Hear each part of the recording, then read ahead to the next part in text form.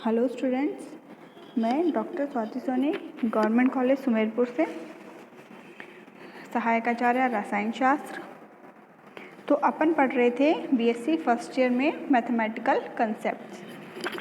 Physical chemistry का ये topic है, जिसके की अकॉर्डिंग यहाँ दिया गया है परम्यूटेशन और कॉम्बिनेशन। आज अपन पढ़ेंगे परम्यूटेशन और कॉम्बिनेशन। ठीक है, तो इसका फॉर्मूला होता है, परम्यूटेशन को अपन कैपिटल P से डिनोट करते हैं और इसका फॉर्मूला होता है कैपिटल P जिसकी तरफ लेफ्ट साइड ऊपर लिखा हुआ है N और राइट साइड नीचे लिखा हुआ है R is equal to N के साथ में एक साइन लगा हुआ है, जिसका कि साइन लगा हुआ है फैक्टोरियल का N फैक्टोरियल, खींच के नीचे डॉट आता है, ये फैक्टोरियल का साइन होता है। इसका मतलब मैं बताती हूँ आपको, n factorial upon n minus r factorial. ठीक है, तो अगर p अपन को ये फॉर्मूला बनाना आ जाता है, अपन को कोई भी सवाल दिया गया है जिसमें अगर अपन को फॉर्मूला बनाना आ जाता है परम्यूटेशन का, कि परम्यूटेशन के फॉर्मूले में n की जगह क्या आएगा और r की जगह क्या आएगा, तो अपन सिंपली इसे परम्यूटेशन निकाल सकते, परम्यूटेशन की वैल्यू निकाल सकते हैं, जिसका फॉर्मूला होता है n factorial upon n minus r का फैक्टोरियल। ठीक है, तो अब फैक्टोरियल का मतलब क्या होता है? फैक्टोरियल का मतलब होता है, जैसे मान लीजिए 10 फैक्टोरियल दिया हुआ है अपन को, 10 और उसके आगे फैक्टोरियल का साइन लगाया गया है, तो इसका मतलब होता है 10 into 9 into 8 into 7 into 6 into 5 into 4 into 3 into 2 into 1। ठीक है, यानी कि जो भी संख्या आपको दी गई है जिसके आगे फैक्टोरियल का साइन लगाया गया है, वो संख्या और उससे पहले वाली सभी संख्याओं का गुणनफल 1 तक। ठीक है, उससे पहले वाली सभी संख्याओं का गुणनफल क्या कहलाता है? फैक्टोरियल कहलाता है। तो मान लीजिए अगर यहाँ पर n की जगह दिया गया है 7 फैक्टोरियल दिया गया है, तो क्या आएगा? 7 into 6 into 5 into 4 into 3 into 2 into 1। ठीक है, यानी 7 से लेके 1 तक के जितनी भी राशियां हैं उन सभी का गुणनफल आएगा। ये फैक्टोरियल का मतलब होता है। अब यहाँ पर n का मतलब है कुल वस्तुओं की संख्या। ठीक है, कुल वस्तुओं की संख्या, ये अपन जो भी एग्जाम्पल दिया होगा उसको पढ़कर अपन निकालेंगे, कुल वस्तुओं की संख्या। और r यहाँ पर है वे वस्तुएं जो n में से ली गई हैं। ठीक है, जैसे कई सारे एग्जाम्पल्स होते हैं ना, कि एक बकेट के अंदर 7 बॉल्स रखी गई है जिसमें से अपन ने 2 निकाल ली हैं, तो उसके अंदर कुल वस्तुओं की संख्या तो हो जाएगी n, और r स्मॉल r क्या होगा? वे वस्तुएं जो n में से निकाली गई हैं। ठीक है, अब इसके अंदर देखते हैं अपन, कुल वस्तुएं n में से यदि p एक प्रकार की हैं, q दूसरे प्रकार की हैं और r जो है ये तीसरे प्रकार की वस्तुएं हैं, तो इसमें p q r 3 तरीके की वस्तुएं हैं। जैसे मान लीजिए एक बकेट के अंदर 7 बॉल्स है, जिसमें से 2 जो है वो लाल कलर की है, 3 जो है वो पीले कलर की है और बाकी जो 2 बची है वो नीले कलर की है। तो n कुल वस्तुओं यानी कि n में से यदि p एक प्रकार की हैं, q दूसरे प्रकार की हैं और r जो है तीसरे प्रकार की है, तो परम्यूटेशन का फॉर्मूला क्या हो जाएगा? n फैक्टोरियल, यानी कि कुल वस्तुओं की संख्या का फैक्टोरियल अपॉन अलग अलग तरीके की जितनी चीज़ें हैं, यानी p का फैक्टोरियल, q का फैक्टोरियल और r का फैक्टोरियल। ठीक है, फैक्टोरियल को इंग्लिश में बोलते हैं क्रम गुणित। तो ये था आपका परम्यूटेशन। तो एक बार वापस देख लीजिए, परम्यूटेशन का फॉर्मूला किस तरीके से होता है? p के ऊपर लेफ्ट साइड में ऊपर लिखा होता है n और राइट साइड में नीचे लिखा होता है r, और इसका फॉर्मूला होता है n factorial upon n minus r का फैक्टोरियल। n जहाँ पर होती है कुल वस्तुओं की संख्या और r वहाँ पर होती है वे वस्तुएं जो n में से ली गई हैं। नेक्स्ट आता है अपना कॉम्बिनेशन। अब कॉम्बिनेशन का फॉर्मूला होता है c की पावर c में लेफ्ट साइड में ऊपर n लिखा हुआ है और राइट साइड में नीचे r लिखा हुआ है, सेम परम्यूटेशन की तरह ही है, लेकिन इसका फॉर्मूला थोड़ा अलग होता है। इसका फॉर्मूला होता है n फैक्टोरियल अपॉन r का factorial into n minus r का फैक्टोरियल। परमुटेशन में क्या था, केवल n factorial upon n minus R का फैक्टोरियल, लेकिन कॉम्बिनेशन में साथ में क्या है, अपॉन के अंदर r का फैक्टोरियल अलग से अटैच्ड है। तो ये है अपने कॉम्बिनेशन, परमुटेशन और कॉम्बिनेशन के कुछ परमुटेशन और कॉम्बिनेशन के फॉर्मूलाज। तो ये 2 फॉर्मूलाज आज अपन ने पढ़े। नेक्स्ट क्लास में देखते हैं अपन इनके एग्जाम्पल किस तरीके से अपन सॉल्व करते हैं, परमुटेशन के और कॉम्बिनेशन के।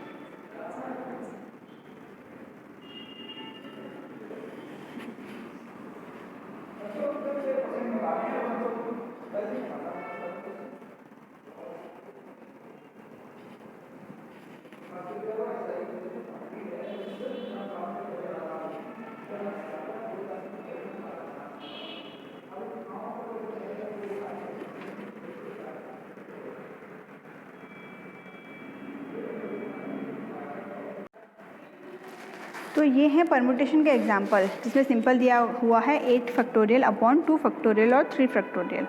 तो किस तरीके से निकालेंगे, अगर 8 दिया हुआ है तो 8 से पहले की जितनी भी वैल्यूज़ हैं उन सबका गुणनफल होगा, यानी 8 into 7 into 6 into 5 into 4 into 3 into 2 into 1 upon 2 का फैक्टोरियल दिया हुआ है तो 2 इंटू 1 इंटू 3 का फैक्टोरियल दिया हुआ है तो 3 इंटू 2 इंटू 1। ठीक है, तो इस तरीके से आप ऊपर नीचे जो है वो कैंसिल करके भी आप वैल्यूज़ निकाल सकते हैं। नेक्स्ट एग्जांपल दिया हुआ है p फैक्टोरियल दिया हुआ है, जहाँ पर n की वैल्यू 15 दी गई है और r की वैल्यू 2 दी गई है। तो परमुटेशन का फॉर्मूला क्या होता है, n factorial upon n minus r का फैक्टोरियल, यानी कि यहाँ आएगा 15 का फैक्टोरियल अपॉन 15 माइनस 2 का फैक्टोरियल, यानी ये हो जाएगा 15 फैक्टोरियल अपॉन 13 फैक्टोरियल। तो इस तरीके से आप इसकी वैल्यूज़ निकाल सकते हैं। इसको आप ऐसे भी ले सकते हैं 15 इंटू 14 इंटू 13 का फैक्टोरियल अपॉन क्या है 13 का फैक्टोरियल, तो 13 फैक्टोरियल से 13 फैक्टोरियल ऊपर नीचे कैंसिल हो जाएगा और आपका क्या बचेगा 15 इंटू 14, जिसकी वैल्यू आएगी 210। थर्ड एग्जांपल है p पर n की वैल्यू है 6 और r की वैल्यू है 4, तो इस तरीके से आप निकाल सकते हैं। नेक्स्ट एक आपको दिया हुआ है कि ABC के परमुटेशन निकालिए। ABC के परमुटेशन का मतलब है कि टोटल वस्तुओं की संख्या, यानी n क्या हो गया है यहाँ पर 3, और परमुटेशन निकालने हैं तो किस तरीके से हो गया n प्लस 1 n माइनस 1, तो क्या हो गया परमुटेशन 3 इंटू 3 माइनस 1 का फैक्टोरियल, यानी कि 6। यानी कि ABC के परमुटेशन का मतलब है कि इसको कितने तरीके से इसको लिखा जा सकता है। नेक्स्ट फिफ्थ है मैथमेटिक्स के परमुटेशन निकालिए। मैथमेटिक्स में क्या है, n टोटल कितने हैं मैथमेटिक्स में, कितने लेटर्स हैं 11 लेटर्स हैं, और P जो है वो PQR अपन ने देखे थे कि कौन कौन से जो हैं वो जो 2 बार बार रिपीट हो रहे हैं, यानी कि A जो है वो 2 हैं, M जो है वो 2 बार आया है, T जो है वो 2 बार आया है। तो अपन ने ये वाला जो फॉर्मूला देखा था परमुटेशन के अंदर n factorial upon p factorial q factorial r factorial, तो ये क्या था, कुल वस्तुओं की संख्या में से p एक प्रकार की है, q दूसरे प्रकार की है और r जो है वो तीसरे प्रकार की है। इसी तरीके से मैथमेटिक्स के अंदर अगर अपन देखेंगे तो p की वैल्यू अपन ने 2 लिखी है, यानी कि जो a है वो लेटर 2 बार आया है, m वाला लेटर भी 2 बार आया है और t वाला लेटर भी जो है वो है 2 बार आया है, इसलिए इसका फॉर्मूला क्या हो जाएगा n factorial upon p factorial q factorial और r का फैक्टोरियल। तो n तो टोटल हो गए 11 लेटर्स है मैथमेटिक्स में, तो 11 का फैक्टोरियल आ गया अपॉन 2 फैक्टोरियल 2 फैक्टोरियल 2 फैक्टोरियल, तो इसकी वैल्यू क्या है 4989600, यानी कि इतने तरीक़ों से ये लिखा जा सकता है। ठीक है, फिर नेक्स्ट एग्जांपल है 6th एग्जांपल कि 4 में से 3 स्टूडेंट कितने प्रकार के काम कर सकते हैं। ठीक है, तो सॉरी अपने पास 4 स्टूडेंट हैं, जिनमें से 3 जो स्टूडेंट वो कितने प्रकार के कार्य कर सकते हैं, तो इसका परमुटेशन निकालना है। यानी कि टोटल n की वैल्यू क्या हो गई, टोटल वस्तुओं की संख्या है, टोटल स्टूडेंट की संख्या तो हो गई 4, और परमुटेशन और r की वैल्यू क्या हो गई इसमें 3, यानी n factorial upon n minus r का फैक्टोरियल, यानी 4 फैक्टोरियल अपॉन 4 माइनस 3 का फैक्टोरियल, यानी कि 24। ठीक है, इसके बाद आता है कॉम्बिनेशन। कॉम्बिनेशन भी उसी तरीके से अपन निकाल सकते हैं, जैसे कि दिया हुआ है इसमें C n की वैल्यू 24 और आर की वैल्यू 4 दी गई है, तो इसका फॉर्मूला क्या होता है, n factorial upon r factorial और ब्रैकेट में n माइनस आर का फैक्टोरियल। तो इसमें अपन लिख सकते हैं 24 का फैक्टोरियल अपॉन 4 का फैक्टोरियल और ब्रैकेट में क्या लिखेंगे 24 माइनस 4 यानी कि 20 का फैक्टोरियल और इसकी वैल्यू निकाल लेते हैं। फिर सेकंड एग्जांपल है, कई बार इस तरीके से भी दिया आता है, कई तरीके के कॉम्बिनेशन की एक चेन दी हुई आती है और अपन को इसको सॉल्व करना पड़ता है। तो इसमें ध्यान रखिए फर्स्ट वाले जो दो हैं वो तो प्लस के अंदर हैं, ठीक है। फिर सेकंड के जो दो पद, लास्ट वाले जो दो पद है उसमें से अपन ने माइनस जो है वो कॉमन ले लिया है और अंदर जो है ये माइनस कॉमन लेंगे तो ब्रैकेट के अंदर क्या आ जाएगा, प्लस आ जाएगा और इनको अलग अलग सॉल्व करके दोनों की वैल्यू निकाल ली जाएगी इस तरीके से। तो इसमें क्या आ जाएगा, ठीक है, इस तरीके से इसकी इस वाले जो बड़े ब्रैकेट में फॉर्मूला दिया गया है इससे इसकी वैल्यू निकाल ली जाएगी, यानी N C R plus N C R minus 1 अगर इस तरीके से होता है तो इसको एक पूरे कॉम्बिनेशन में लिख सकते हैं अपन n प्लस 1 और सी आर, ठीक है। यानी कि इसके अंदर दिया गया है अगर कॉम्बिनेशन के अंदर कॉम्बिनेशन में n और r है और प्लस या माइनस के अंदर कॉम्बिनेशन में ही n और r माइनस 1 है, जैसे कि अपन देखें सेकंड वाले एग्जांपल के अंदर नीचे ऊपर तो सेम है सबके 15 15 15 यानी n तो सेम है सब में लेकिन r अलग अलग है 6 7 8 9 अलग अलग r हैं। तो इसमें क्या बताया गया है, जो बड़े ब्रैकेट में फॉर्मूला लिखा गया है उसके अनुसार है कि अगर r और r माइनस 1 ये दोनों प्लस के अंदर इनके पद आते हैं तो क्या करते हैं अपन इनकी n के अंदर एक घात बढ़ाकर और नीचे r लिख देते हैं, ठीक है। तो इस फॉर्मूले के अकॉर्डिंग क्या हो जाएगा, इस तरीके से अपन इसको सॉल्व कर लेंगे, ठीक है। तो 16c9 माइनस 16c7 और इन दोनों को सॉल्व करके अपन क्या कर सकते हैं, फॉर्मूला निकाल लेंगे जिसकी वैल्यू आएगी 0।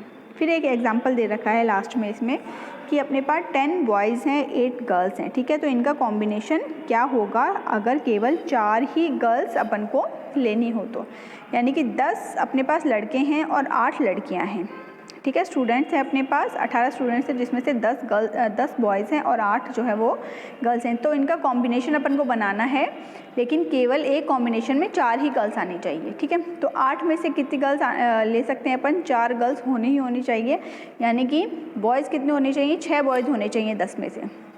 तो अगर 8 में से 4 गर्ल्स लेते हैं तो कॉम्बिनेशन क्या होगा, सी एन की जगह आएगा 8 और आर की जगह आएगा 4 और 10 में से अगर 6 बॉयज़ लेने हैं तो कॉम्बिनेशन के साथ क्या आएगा, n की जगह 10 और c की जगह r की जगह 6 आएगा। तो इन दोनों का कॉम्बिनेशन से अपन क्या निकाल लेते हैं कि कितने तरीके के कॉम्बिनेशन बन सकते हैं अगर अपने पास 10 लड़के और 8 लड़कियां हैं जिनमें हर ग्रुप के अंदर 4 लड़कियां होनी चाहिए। तो इस तरीके से कॉम्बिनेशन बना के अपन वैल्यू निकाल सकते हैं। तो ये थे परम्यूटेशन और कॉम्बिनेशन और इनके कुछ एग्जाम्पल्स। अब अपना मैथमेटिकल कंसेप्ट में टॉपिक बचता है प्रोबेबिलिटी, जो कि अपन नेक्स्ट क्लास में पढ़ेंगे। तो इसके जो 4 एग्जाम्पल दिए हुए हैं, 5 एग्जाम्पल दिए हुए हैं, इस तरीके से आप लोग इनको आगे भी कीजिएगा।